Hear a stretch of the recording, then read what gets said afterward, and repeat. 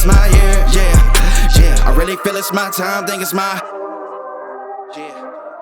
What's up, everybody? I want to welcome you to our season finale of A Couple bELieve. Today we have somebody special, and I got to do this. I have to read this because this man right here is special and has accomplished so much. So let me give him his due diligence and say, this man right here is the head creative for WWE, 14-time world champion, the cerebral assassin, the king of kings, widely regarded as one of the greatest professional wrestlers of all time, and truly one of the most genuine individuals my team and I have had the pleasure to connect with and call a friend. The Game, Paul Levesque, a.k.a. Triple H. Welcome to A Couple bELieve. I appreciate that, man. Thank you. Thank you for the intro. And we should just end it there because it's not going to get better than that. That's a hell of an intro. Absolutely, man. Well warranted, well warranted. And I want to dive right into, I go back to my childhood in April of 1997. You guys are about to take over WCW with, Degeneration. Actually, you come out, the crowd is roaring, just that type of mindset now going into now being on the creative side. Can you tell me what it's like to be the difference between being obviously a wrestler coming out and seeing the crowd pop, but now on the business side of it and still getting that same roar? Well, it's still in some manner what we do is for our fans, right? Everything that we do is for them. And our business, unlike a lot of sporting businesses in which everything at the end of the day is entertainment, even especially now, even news is entertainment, right? Like it's all about getting viewers and viewership. And for us, it's always been about entertainment. And Vince McMahon, the founder, would always say, we were the first interactive sort of television program, right? So even if you go back to the 50s and the start of television, sort of, we were the first thing that sort of wanted you to boo and cheer and, have signs and dislike the bad guy and love the good guy and do all those things. So we were the first interactive, and that carries through to today. It's really about the reaction of fans. So for me, it doesn't really matter. I get just as much rush now out of being behind the curtain and seeing somebody else have that moment where they go out there and, execute on all the stuff that's been talked about and see their dream and their goal and their vision coming to be reality. I get just as much out of that roar of the crowd for them as I do, or as I did when it was my time in that ring or my walk down that ramp at WrestleMania or whatever that is. It's a lot of there's a lot of joking or people saying on the internet that oh, they're like your kids, right? Some Triple H's kids or whatever. They say that for various people in the business, and for me, it sort of is. But it's the accomplishment. What means more to you in life, the things that you accomplished, or the things that you then can go watch your kids, if you have kids, to watch them go and accomplishment, that pride that you feel for them and knowing what they're going through and accomplishing. It's a different feeling, but it's just as rewarding on every level. So to me, the great thing about what I do now for WWE is in creating the content is that when it's good and when their talent are firing on all cylinders and so are we, and everything is working well, that feeling is the same. That roar of the crowd, that rush, that excitement is the same.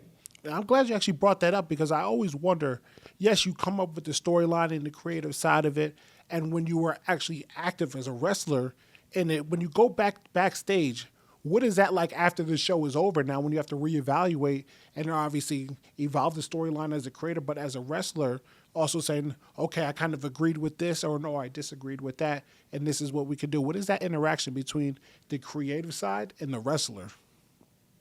So there's always a collaboration there, right? You want it to be, because the creative has to work for the talent, and then the talent have to be into the creative, and sometimes they don't mesh, and there's sometimes where you have to trust the talent, and maybe the creative is not perfect or everything that it could be, but the talent knock it out of the park so big in their execution of that creative that it makes it way better than you ever could have imagined it being. And sometimes vice versa, right? Like sometimes, there's a creative idea in somebody's head, and then you go execute maybe what they didn't see from the creative side, and it's way better than they imagined it. Like, oh, so you come back and have those conversations. Oh man, that worked out so much better than I expected it to, or you know, it's a balancing act, and the creative and the talent work together, and you sort of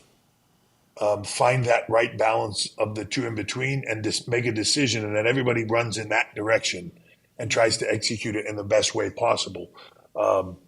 And that's the fun of it in a way, is that collaborative spirit. I can always imagine that, because I don't have any musical talent whatsoever, but I can imagine it would be like, a band putting together a song, right? Like maybe everybody has their different approach to how they feel. Well, I don't think we should go in that direction. Yeah, but we do. And, you end up going in a direction and half the band's into it and the other half's like, we'll try it and we'll see what happens. And they end up with a massive hit, or they end up with something that they're really proud of. At the end of the day, that's really what it's about. It's that collaboration, and that having that open mind and open sort of collaborative process to all of it, I think, is what makes it great. I always think to myself that I'd rather have all the minds involved than a couple of the minds involved, because what you're going to get out of all the minds is so much better. And what was that reaction like when you made that decision to say, okay, I'm not going to be an active wrestler, I'm going to go into the more business side to be on the creative talent? What was that like in that reaction in the locker room when you were first, telling some of the guys and the women just that this is what I'm going to do now? It was a slow process for me, so I don't think it was a surprise for anybody when I finally did do it. But I think, over the years, even when I was an active talent as far back as, the late 90s, I had always been fascinated with the sort of creative process of what we did, not just the going and executing. Like, there are a lot of talent, and everybody has a different take on it, right? But there are a lot of talent that they don't want to think about the idea. They just want you. Where are we going with this? And then they'll take that and make that their own and make it really good. Other talent feel differently. For me, I always enjoyed, so to speak, the crafting of the thoughts and the ideas of where the direction of the storylines were going. I enjoyed the behind the scenes of it. I enjoyed putting it all together and seeing it all come together as a group. So I was sitting in on production meetings because I had been asked to by Vince, probably 90, 98, somewhere in that ballpark. And then I was heavily involved, even as a talent, through that behind the scenes process. So it was kind of no surprise that by the time I decided to transition almost fully into not being a talent anymore and just being on the creative side, that people were, I was so kind of enveloped and dedicated to that side of it anyways, that it wasn't really, I don't think, a big surprise to anybody. More for me, it was harder for me. I was still at all the TVs, but as I came off the road as an active talent and I stopped traveling as much, when you spend, 20 whatever plus years of your life almost in this sort of nomad lifestyle of you're traveling 5-6 days a week, sometimes every day of the week, and being gone on the road, that being sort of sitting in one place was almost like, felt like a tiger in a cage. I just wanted to get out and run around and do all the other stuff. So that was the bigger transition for me, not the in-ring performance part. As we go, just into traveling, we're coming up on now, we're just coming off of obviously WrestleMania 39, going into WrestleMania 40 in Philly next year. What goes into the process of finding locations and where you want to have these special events? Obviously, WrestleMania 40 is a huge moment for just the history of the WWE, but picking the city of Philadelphia and making it in that place compared to anywhere else, and then just on the road, like you said, on 5 days a week, how do you come up with all these locations and where you want to host these events and these special moments? Yeah, so there's a massive team of people that do it, right? There's a large team, a live events team that picks locations. But when it comes to WrestleMania or some of our bigger premium live events like SummerSlam, Royal Rumble, those type of events, there's a bidding process. much like the Super Bowl has, where cities come to us. The cities are looking for big global events that can draw attention to their cities, that can bring in people from all over and have a massive economic impact on their city. And when you bring an event in like WrestleMania or Rumble or SummerSlam that does hundreds of millions of dollars of economic impact into a city, they're very aggressive in how they approach us. So, they're putting out their best foot, they're putting out their best offer to try to woo us to come into the town, into the city, to have a global event like that and have people from all over the world, let alone the country, come in and enjoy. And WrestleMania is now like a week long thing, so people start coming in, early in the week and are there all week to enjoy events. So it's massive for the the local economy there, and that's part of the process. And for us, then it's trying to balance that all out. If you go in with a WrestleMania, you don't want to be back there within a certain period of time because you got to let you got to let the market rest, but you don't want to let it rest too long because you want to capitalize on the good feel of what you just did there. So, there's a blend to all of it, and it's really a science. And the team that does it at WWE, I feel like, is one of the best in the world. So they're really good at what they do. And as you said, it's like a week-long event. I mean, you guys are out and about in the community, going to different charity events, going up to children's hospitals. How cool is that to just see the reaction of, some of these kids that are going through just some tough times in their lives, but to see you guys as their superheroes, they look up to you so much. Just their reactions when you guys get to go and visit them in places of these cities from all over the country. I honestly think for most of our talent, that's the best part of what they do. And look, not to sound, you can put sort of a value on it, like stuff, and the platform to be able to do those things. I think at the end of the day, people make a lot of money doing what we do. They can get a lot of fame doing what we do. They can have a lot of opportunities. It's very fulfilling from a creative side, but there's nothing like seeing the look on a child's face, or if you're fortunate enough to be in a position where, like with Make-A-Wish, for a sick child, that you're their wish, their one wish. They can have anything they want. What's their one wish? And it's to meet you. That's a very humbling, life-altering experience for you. And our talent really embrace it. None of our talent are contractually obligated to do any of that. They do it because they love it. John Cena's, I don't even know how many wishes he's made, I think 600 or something. And his dedication to that and his passion for it is it's amazing. And the amount of kids that he has met and changed their lives, or just put a smile on their face when they had no other reason to have one, in a period of their life it's amazing. And one of the reasons I have so much respect for John is that, it's all the things he's done in his career, but of all those other things, when he doesn't need to, right? There's nothing that forces him to. We just did WrestleMania. John was just at WrestleMania, as you know, competing, and he's at a point in his time in his career where, he's sort of, WWE is a young man's business. He's a little bit aged out, right? And he's looking at the next thing in his career, and he's super busy movie-wise, and his career is on a massive upswing, right? Like, but yet he still wants to come back. I mean, literally, when I say he came back for WrestleMania because he had like 2 days off, and he flew in, did the show, flew out, and went right back to his movie set. And part of his desire to do that was he wanted to do an entrance with a bunch of Make-A-Wish kids and have all the Make-A-Wish kids on the stage with him and have that be their moment. And it's just a part of who he is. He's an incredible human being, and that's part of my respect for him is just his passion for that. It's truly amazing to see, and obviously some great news coming out of the WWE. The now being bought by Endeavor Group. Obviously, the WWE has an exciting future ahead of it. Can you talk about some of the things that you may be excited for with this recent purchase? Obviously, now just taking it to that next level, having the backing of the Endeavor Group, and just seeing where the WWE can grow.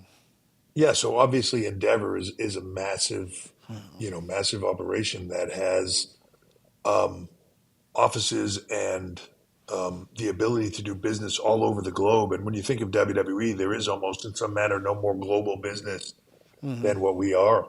Um, the ability to grow and to do the things that I think Endeavor will bring to the table for WWE would take years.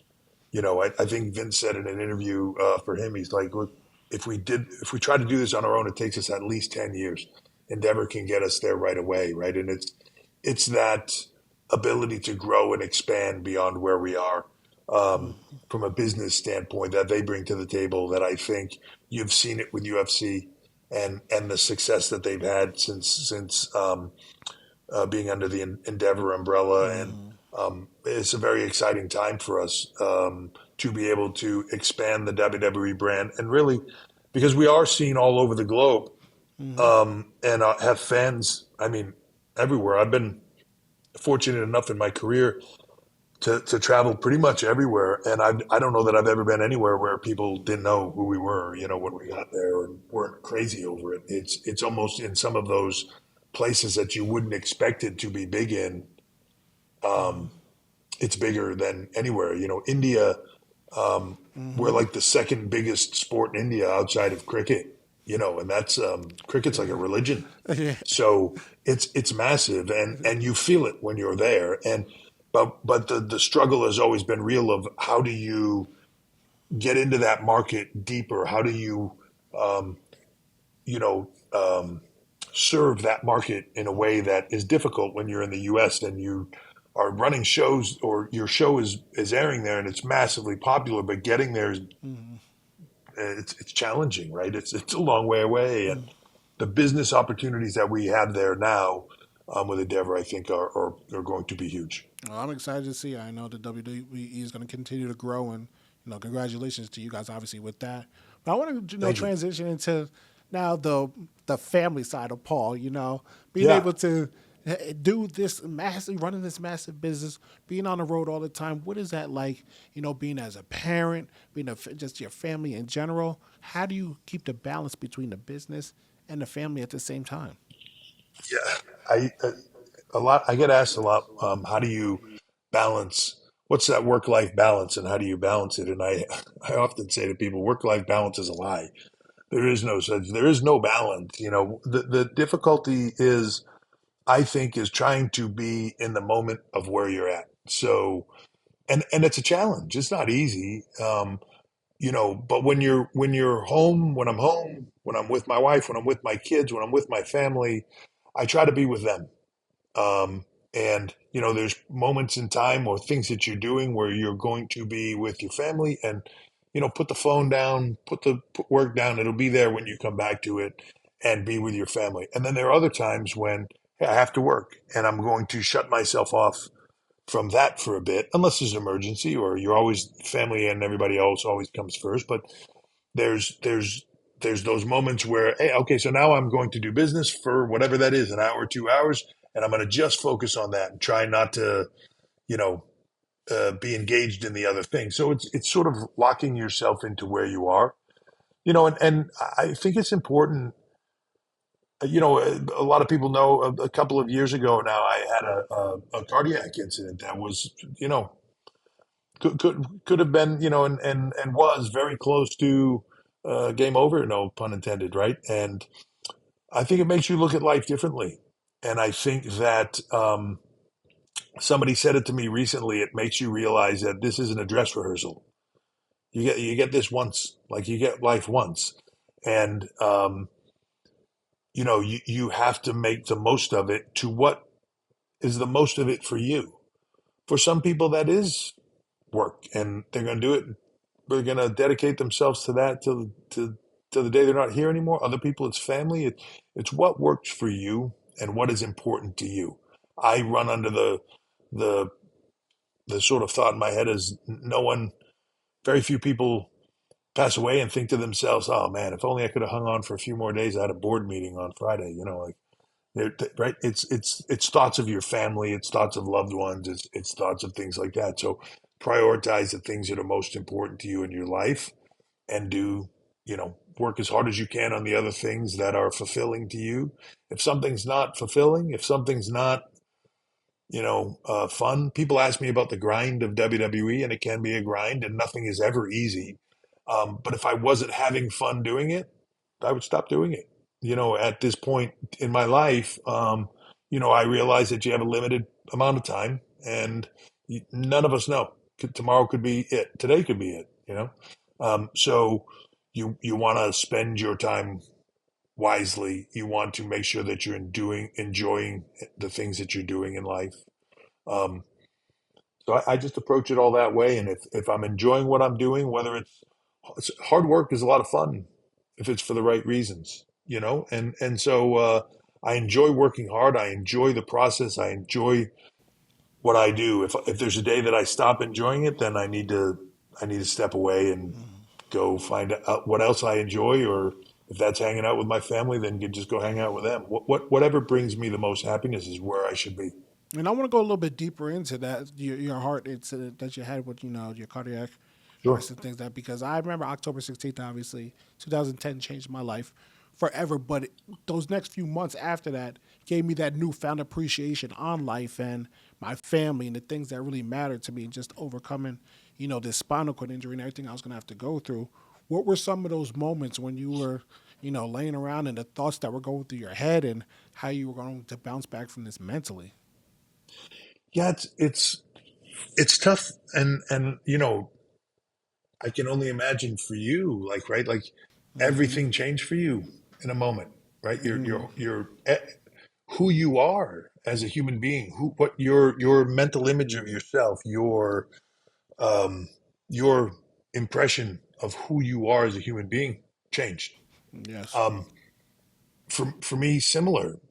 I don't think nearly as dramatic as you, or nearly as um, altering as you, right? Clearly, but in some manner, who you are um, as a human being, as a person changes, and how everybody else sees you changes to them, and how you handle that. It's tough. It really is one of those things that I don't think you can understand until you go through it. That there's this mental process. I'm sure somebody would explain there are stages to that, and as if you worked with a therapist or something, there's stages to it, and there's all these things, and you experience them. There's the denial part. As I was in the hospital and they were telling me where my ejection fracture was with my heart, and I was in heart failure. You know, in my mind, I was like, whatever, yeah, can we speed up this process? I got stuff to do, right? You just denial of it. And then even when you come out of it and they're telling you, here's where you're at, and you're not fully accepting of it. And I have a defibrillator in my chest now permanently, right?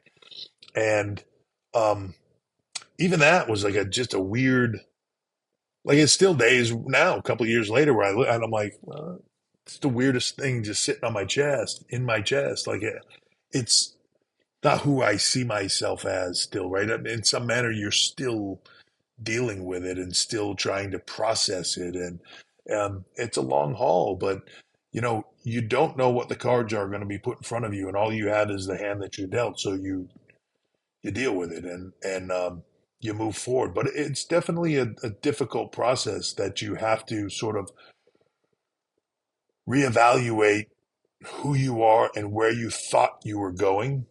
And um, you have choices that you can make. Like, I mean, look, make no secret that I admire you're a remarkable person, and how your mental state of mind is still so positive.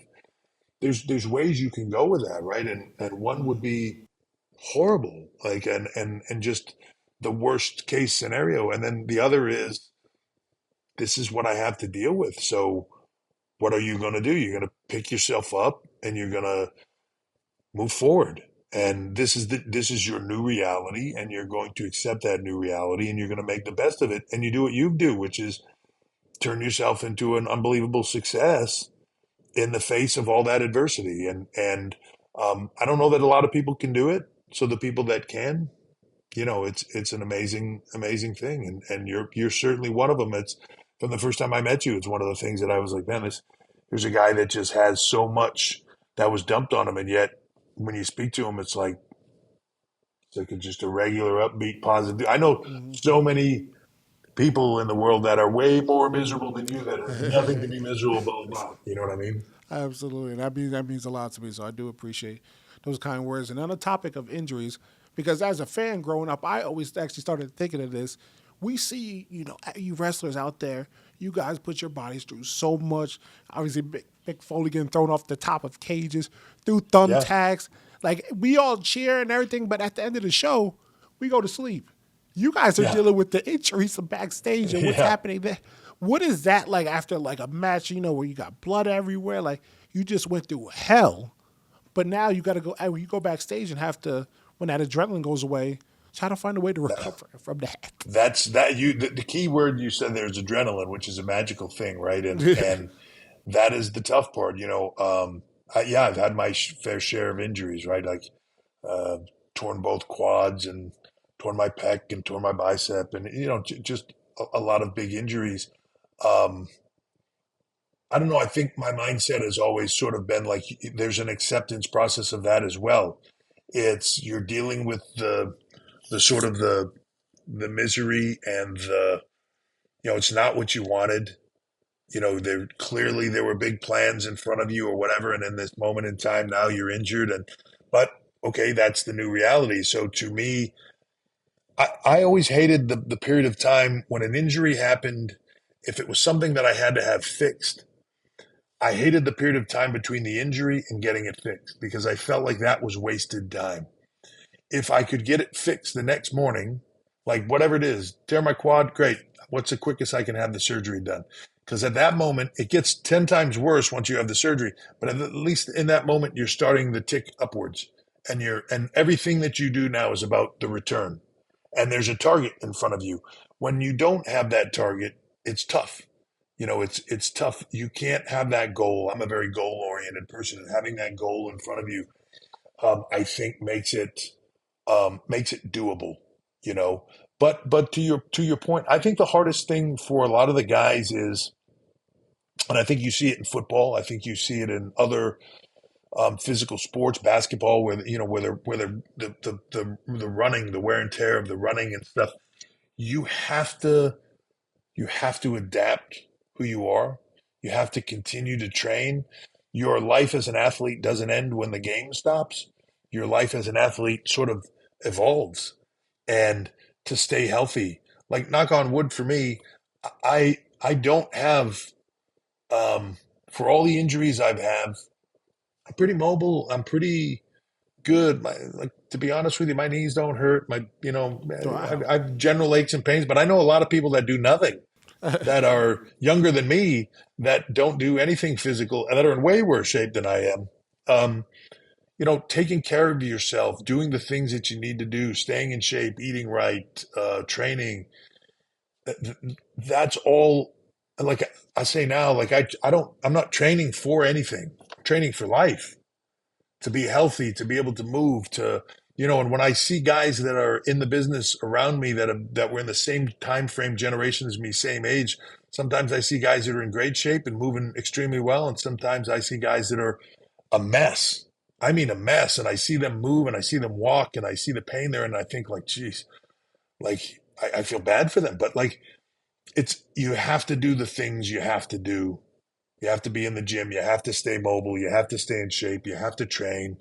Um, and if you don't, it catches up to you. And that's the price you pay for all those years that you enjoyed in the limelight and all that stuff. If you continue to train and do all the other things that you need to do, and now it's training for life. It's training for Yeah. quality of life. For me, And well, shout out to our mutual friend Joe DeFranco as well for getting Joe's a man. getting you ready and getting you right for life. Because tell you what, he gets you shredded up there. I'll tell you that, Trips. And Yeah, and for me, it was one of those things where there was a certain point in time in my career when I very first started training with Joe, which was, let me see, my daughter's 12. I started training with him right around the time she was born. And I realized I was starting to get in a place in my career where I had injuries were really mounting up, and it was starting to get difficult. Like, you know, I was starting to have thoughts in my head of like, man, going upstairs to go to bed at night to get to the bedroom is like, my knees are killing me. Like at some point, man, we're gonna have to think about maybe moving to a house with a bedroom on the ground floor, so I don't have to, and but it started thinking to me like, this is ridiculous. Like I shouldn't be that shouldn't be my like, well, I'm just banged up and that's the way it is. And I knew I needed to change and train more for function than aesthetic or look or whatever. I was just a meathead bodybuilder, right? And um Joe was the guy that I contacted, and I've been with him ever since. And to your point, Joe sort of trains you for mobility and for life. You still look great. You still can be in the shape you want to be in, but it's a different level of fitness. And because of Joe and what Joe does, you know, I, I I don't have knee pain when I go up the stairs. My hips don't bother me when I'm go up and down the stairs. Like I'm considering the career that I've had and the injuries that I've had, I don't suffer from any of that stuff, and it's because of the type of training I do with him. Oh, that's fantastic. And we're in a different generation now when it comes to NIL. We've seen a lot of businesses adapt to it. We've seen college athletes adapting to it and going different professional ways with their life and the way they're handling the business. But we've seen the WWE also get involved in the NIL side, but also starting to scout and look at different wrestlers and giving them opportunities at a younger age now coming up. So can you tell me what that process has been like, and now researching on the NIL side and looking into talent and future talent, what that could look like? Can you just dive into that a little bit for us? Sure. NIL was a game changer for us. So, and for those that don't know, NIL, name, image, likeness for collegiate athletes, where before the NIL program, um, the rules in the NCAA were so strict. It was very difficult for us to talk to anybody from any Couldn't even sport if they couldn't were even take still chew in. a piece of gum from somebody. It was No, ridiculous. I mean, we would have, talent, whether we were interested or not, just that we knew that were fans, and we couldn't give them a ticket. If you gave them a ticket to the show, we get a notice from NCAA asking if you gave them this as a gift and and they're risking their eligibility as an athlete, right? So we were so cautious of it; it kept us out of the collegiate world, and really where you were at was almost having to have athletes that wanted to get into the business, get trained, and try to find their way to you. NIL changed the game for us, and it allowed us to engage with these athletes at all levels across every single sport. And for WWE, every sport almost is applicable, right? Like you don't have to be an amateur wrestler or a collegiate wrestler. You don't have to be a collegiate football player. We've hired now or recruited and are training with athletes from, competitive gymnastics, cheer, track and field is big for us, especially with females. But track and field for us is big with guys in the more power movements. So hammer throwers, disc throwers, um, across almost every sport we've recruited from now collegiately. And what NIL allows us to do is engage with these kids. Some of them that have, bigger followings and that are really interested in what we do, we might put under contract with us where they're sort of out there promoting on all these campuses they go to. And when they're playing their sport and they're doing their thing, they're sort of out there spreading the word that WWE is hiring for these college kids. And when you think of the amount of college athletes that there are in the US, and you begin to look at the amount that end up playing a professional sport, and against the amount that would love to play a professional sport, right? So, for women, there aren't a lot of professional options, not lucrative ones, especially. For men, there's some, but not across everything. So, I say all the time, if you're a hammer thrower, you're one of the best hammer throwers in the world, elite athlete, big, huge personality, because those guys tend to be a little crazy, right? And what are your options? Your college is paid for because of your collegiate career.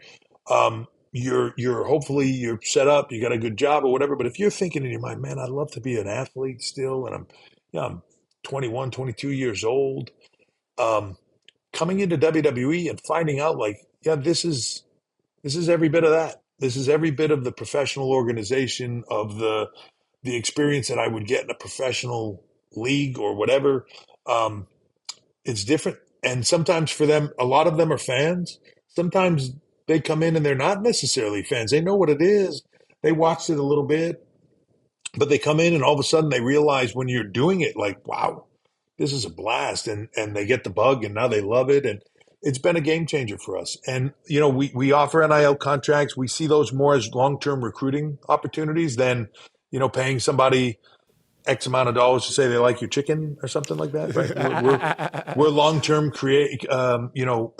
recruiting through there, but also the branding of it. So as I said, as all these kids go to these other campuses to compete, people are talking about him and going, "Oh my God, this guy, he's with WWE. He signed a NIL deal with WWE," and they go talk to him and go, "Hey, I love WWE. How can I get involved in that?" And they call this guy, and right, so it becomes a breeding ground for us for next level talent that has been game changing. And when I say game changing, when I go to the PC in Orlando and I see the talent that are training there now over the last, I don't know what it's been, year and a half, 2 years, 2 years, I guess, of NIL um, activity and recruiting through college campuses, it's the level of athlete there, the level of professionalism, the level of intelligent, high level athletic performance that's going on in that place is just inspiring to say the least. It's amazing. And so it's been a massive thing for us. And I think also for college kids, another opportunity for them to engage across athletics that they didn't have before, and it opens up another door for them. But it doesn't even stop there. That's the crazy because you guys have superstars from all over the world, fans that want to be involved in this. People like Logan Paul, Bad Yeah. Bunny, who's the reason why I learned how to speak Spanish a little bit because of Yeah. Bad Bunny and all the work that he puts in. You needed to What, be able to sing the songs, right? You had to learn to see, speak Spanish. exactly. I can sing his songs as well. So, like, when you see people like that, Snoop Dogg doing a people's elbow in the middle of the ring at WrestleMania, like, what is that like approaching these superstars who are already successful in their careers, but wanting to be a part of the WWE community and getting in that ring? Yeah, it's a blast. And what's amazing is the level of respect that they have for what we do. So when you talk about Bad Bunny, here's a guy that's, you know, arguably, I don't even know if it's arguably, he's like the biggest music star in the world right now, right? I mean, just it's incredible how big he is. And he did something with us, I don't know what it was, a couple of years ago at WrestleMania. And um, when we first talked about doing it, and he was like, he so much wanted to do it, and he was so dedicated, he would be dedicated and all this stuff. He got a place in Orlando, stayed in Orlando, was at the Performance Center like every day, getting the crap kicked out of him. And I would get there at that time. I was at the Performance Center a lot, and I would be there, and they'd say, I'd walk in the door, and they'd say, "Bunny's in the other room training if you want to say hello." And I would think, man, this guy just killing himself. He doesn't need to do this, biggest pop star in the world, right? Like he certainly doesn't need to do this, but just he didn't, out of respect for what he grew up loving and the talent, he wasn't gonna just kind of go out there and do it. He wanted to be great at it. Um, you see Logan Paul come in, who same thing. Like when I first heard Logan Paul, oh, he wants to get in WWE, and I was like, okay, I hear that a lot. And most of them are like, it's a celebrity that says, I want to be in the WWE, and they come in and they fall down in the ring for the first time and they hit the ropes twice, and they're like, yeah, never mind. This hurts. Um, Logan was different. And when I say dedicated again, all you have to do is look at the product that he puts out when he gets in the ring for us. He's gifted athletically. He's gifted verbally. He's gifted. He's intelligent. He wants to do this at the highest level. Those are the kind of people that, you want to work with, and you want to you want to work hard to make their vision and their dream become true. And no different than the college kid that has a dream of making it in this. And if he's dedicated and works his ass off or her ass off and, um, you want to work hard to get them if they can to that next level and to succeed. It's the same with some of these celebs. Um, Same with Snoop, and the unbelievable thing about Snoop is the doing the people's elbow at WrestleMania. We had talked to him about doing it, working on it, and all that stuff, and then Shane gets in there, and unfortunately, right, what we do is it's tough business. Blows his knee out first like minute, and we have to like call an audible. And Snoop just gets right in there and punches Miz in the face and goes right in the people's elbow like he never missed a beat. And just what a pro! I can't say enough about him. What a pro! And he was like a little kid. He was like it's when you can go back and do stuff that you admired when you were young, and it's you have the opportunity to do that, and in front of 80,000 people. It's just it's awesome. So I was so happy for him, and so so proud of him, and his experience and what he got to do that night. It was super cool, and to see those people like that, as successful as they are, want to be in our business, want to engage with what we do, and the respect that they show to what we do and our fans and our talent. It's awesome. Yeah, it is, and obviously being able to accept the Warrior Award back in 2017, I played in front of thousands of people in the college football stadium, but being on stage at WrestleMania and when your name is called, hearing that pop, it's like a little kid. I mean, I remember wrestling my Yeah, bear in my room, and just to hear like everyone cheering for you, it's just a surreal feeling that First off, yeah. thankful for that, but just yes, it's like it doesn't matter what level you are in your business. Just that moment is just incredible, and I would be The difference between WWE and any other thing, it's like when you said you played in front of thousands of tens of thousands of people in college football, but you're trying to tune it out, right, to play the game. With what we do, you're trying to let all that in because that's the focus is their reaction. It's a different, what you're doing is a different opportunity to hear that and to feel it. And when you let them in and you really feel it, and there's no rush like it, nothing. there really is, and that's so I want to go into a little bit about your time in the ring because we have to touch on this. Some of the greatest moments that you think the comeback at Madison Square Garden. What would you like being the face or being heel? What did you like doing more? What WrestleMania stuck out to you? Like I want to dive into a little bit. We'll start with Sure. the face or heel. Like what role did you like Yeah. playing more I in always that? I always enjoyed being the bad guy. I always, yeah, just it's more fun. You get to do all the crazy stuff. You get to say the crazy stuff. You get to, and if you're really good at it, when the good guy is making that comeback and having those moments, you're the one causing it in a way, and the excitement about you getting your ass kicked is sort of amplified because of you, right? If you do your job well. So I always enjoyed being the bad guy, and there was a moment when we were in DX with Road Dogg and Billy, and that was doing incredible business. And I had gone to Vince and said, I want to get out of this, and you know, I want to be the heel here. I want to be the guy heel. And I could see like Austin was the big baby face. Rock was going to be the next big baby face. But there was nobody that was set in that sort of who's the Darth Vader here to those guys. And I think I can fulfill that role, and I want a shot at it, and I want to get out of this. And everybody thought I was insane. Why would you stop the DX thing? It's so big. You guys are doing so much merch and you can run with it for a long time. But it wasn't what I wanted. I wanted to go in a different direction. So to me, being that bad guy, um, creating those moments, that's where it was at. And I guess, where do you come up with these iconic moments where you come out to the ring and obviously standing up and you spit the water into the crowd, the pedigree, like how is that all created? And then I guess is it just to see how the fans will react to it and then you Yeah. go from there, the finishing moves? Like where does that all come from? Yeah, I think it's creatively being open and then creatively being open to the response. You know, um, the pedigree was just something that I had actually when I was just starting to train to be in the business. Kowalski used to show guys this thing where he would do almost a similar setup, but he would jump. He wouldn't land on his knees. He would just jump up and down and kind of bounce the guy out from his knees. And I remember sitting there in the camp one day watching him do it, and I was thinking, like, man, if he dropped to his knees, that's almost like a pile driver, face first. And I was like, that'd be pretty cool. And so I just started working on it then.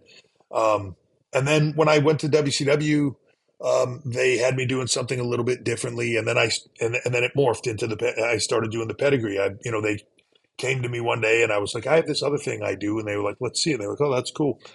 Then I came to WWF at the time, and they ironically they wanted me to use the at the time was the diamond cutter, which is the RKO, and I just never felt comfortable with it. And at the time, it was a new move. Guys weren't doing it a lot, so guys weren't used to taking it. And some guys would take it good, and some guys wouldn't. And I probably wasn't doing it the best. And I went to them one day, one of my agent one day, and I said, "Hey, I just don't feel like that's working the best. I have this other thing that I used to do and I did it, and they were like, well, I've never seen that before. That's great. You should do that." So that's what I started doing, and then Michael Hayes named it the Pedigree. Um, so but it's being open. I could feel like, oh, if I do that, if I would do it like in a match at a live event, non-televised live event, people would react to the move. So I could tell, like, okay, that's probably a better fit for me. Nicknames and catchphrases. When it came like calling myself the Game, I just said it in a promo one time. I was in a promo. I was in a backstage interview with Jim Ross, and I said, he was interviewing me, and I said, I was tired of getting passed over. People talk about being the student of the game. Well, I am the effing game, and it caught on. And I remember the following week, I walked out at TV, and there were signs, a bunch of signs all over, and I was a bad guy, a bunch of signs all over the place saying Triple H is the Game. And I was like, oh, I just remember walking out on the stage and seeing the signs and thinking, like, I'm running with this Game thing. Like, this is like they bid on that, so I ran with that. King of Kings, I said in a promo one time because there were multiple champions and everybody was talking about who the bigger champion was, and I was like, there was no bigger measuring stick in this business. I'm the champion of champions. I'm the King of Kings, right? And next week, same thing, King of Kings signed. So I ran with that one. It's being open, I guess, to the things that work. I've watched other guys do the same thing over time. Rock with different moves, or even the People's Elbow, right? Like of almost starting out as in a humorous role, but it was getting such a big reaction that he would have been crazy not to run with it. The talent that are the best, I think, are wide open and never close themselves off. It's something that's difficult in life as you become more successful, is not to get caught in this is what I do now. It's to always say, okay, this is what I do, but I'm open to there being something new there. And if something new, you do something new and it clicks, to going like, oh, I'm going to do that. But you also have to be honest in the same vein. And I think this goes for life, is to look at the things that you do that aren't working, and then say to yourself, like, why did I do that? Like, it's something that I do all the time, and it never works, and it's not successful, and I don't do it well. Why do I do it all the time? It's not getting me anywhere. I've got to change that, And Vince taught me something a long time ago, which I always try to keep in mind. He would always say, approach everything like it's first day on the job, and it's an interesting philosophy, right? Of like, people come in and if you're in an office environment, people come in from outside, you hire them in or whatever, and they come in and they're like, hey, question, why do you guys do this? Right. And you're like, I don't know. It's what we do. It's how we've always done it. And they're like, it just seems inefficient. And you're like, yeah, it is. But that's just how we do it. Right. If you approach it as the guy first day on the job did, you say to yourself, well, that doesn't make sense why we do it. It's tough to do, but if you can do it, you always stay in front of yourself of the things that work in your life and the things that don't work in your life, and being honest with yourself on how to progress, and not just get yourself into a rut of doing things just to do them. Yeah, no, I appreciate you sharing them. I'm not gonna lie, this is the shit I love. I love this type of like the behind the scenes stuff. And I'm not gonna lie, I did try to do the pedigree to one of my college roommates, Devin Watkins, and I didn't keep my head up, and my face went forward and bashed the back of his back. And yeah, it wasn't fun, but that's the dumb stuff we used to do in college. But Yeah. it's the cool stuff like this I love to hear. And I want to just transition to one last question. You know, I want to Sure. thank our sponsors there, the New Jersey Teachers Insurance Plan, and they sponsor this podcast. And educators, a lot of times they get a bad rap, and people always are going in on educators and things like that. And I always like to say, without teachers, we really are nothing. We learn from a lot of people, but teachers are the ones that educate us. Is there someone that really stuck out to you growing up that you really learned a lot from, that you can maybe reflect on, who maybe molded you in a way that just made you into the person that you are today? Man, there's so many of them. I always think back to Arnold Schwarzenegger saying that there's nobody that's, people look at Arnold, they say, oh, he came from a poor place in Austria, built his body up through hard work, and then, moved to America and bodybuilding and then movies and then politics and all these things that he did. And, they look at Arnold like he came from nothing. He's a self-made man. And he always says, I'm the furthest thing from a self-made man, right? So many people along the way contributed to that. I'm the same, same way for me. Nobody is self-made. You work hard, you do all the things, but so many people teach you along the way. And they don't have to be called a teacher or a coach. They have to be people that are open to you and interested in your success or helping.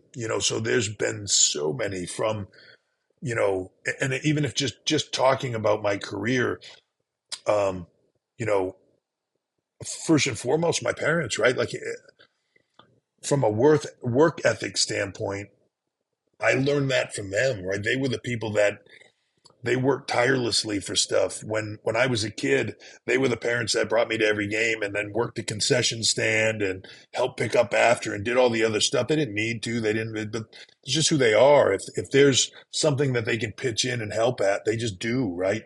I learned work ethic from them. My sister's a teacher and an educator, and still to this day, she's was a her husband died at a fairly young age, and she's been a single parent for a long time on a teacher's salary. That is not easy, and she's very proud and didn't want a lot of help, and wanted to do it on her own, and I respect that. But she never really faltered from that, right? There's many times she could have probably left and gotten a job that would have paid her much more money and been better for her or whatever financially, but it wouldn't have been as fulfilling. It takes a special person to teach and to pass on that knowledge to others. God, I mean, I could go on forever. My first training partner, right, Brian Zagaritas, to Kowalski when I was first learning training, who at the time I didn't realize was training me. Really, he was just mostly hitting me in the head with phone books and shit like that, and telling us we were terrible and yelling at us. But the years later, I still repeat the lessons that he taught me to this day. I didn't know what they were at the time. I had to figure them out. But now I look back and I go, well, that's what he was trying to tell me. And to the people that you meet along the way, whether it be Terry Taylor in WCW helping me get to another level, or William Regal, who I met at a very young age, and we spent a lot of time together, and he would help me all the time, sometimes even probably when he didn't know who he was, to Sean and Kevin and Kid and Scott Hall and that guys that were right around me, of just passing on that knowledge. And then, it's a never ending list of people. And if you're wise, you pick up, I think, a smart person, or the people that are successful in life, pick up things from everybody along the way. Everybody that they meet is a lesson of what to do, what not to do. Um, you know, um, you just, there's no to me greater, I think, gift that you can give somebody is helping spread that knowledge to them, but also know, like, it's what you're supposed to do. right? Like people help you get to a place. They help you learn things, and then it's imperative on you to pass that on. I work in an incredible business. I think it's the greatest entertainment vehicle in the world, WWE. Um, but it's imperative on me. I've thought this my whole career. If I learn something, it's imperative on me to pass it on to somebody else too, and let them learn it. What they do with it is up to them, but for them to learn it and have it and grow with it, so that this business is here not only for me, but for the next generation and the generation after that, long after I'm gone. Hopefully, people still be doing this successfully as possible, and that's how you create that. You pass it on to that next generation. And those that sort of play in the game and revel in the glory of it and just go away afterwards, I feel like they're missing out on not only what they should be doing is passing it on to others, but they miss out on the joy that they can give to themselves in doing that, and the value that they can have, and that feeling of passing that on to others. Being a teacher or a coach or those things can be one of the most rewarding things in the world, but you have to be open to doing it. So I always look at people that are in that role, and my hat's off to them, because what they do, without it, we don't carry on, right? That's the next generation. Absolutely. So thank you again, Paul, for your time and coming on a Couple bELieve podcast and just sharing your story, your knowledge, your entertainment. And I'll always call you the game, the heel, the man. So thank you for being a friend, and thank you for wrapping up our first season. You're truly the man. Pleasure's mine, man. Thank you for what you do. And again, thank you for spreading the positivity that you put out there. It's very meaningful to the world. And if there's ever anything I can do for you guys, or however I can help, just let me know. You already know, my brother. Thank you. Thank you for listening to a Couple bELieve podcast. Make sure you like, share, and subscribe to our YouTube channel and all audio platforms.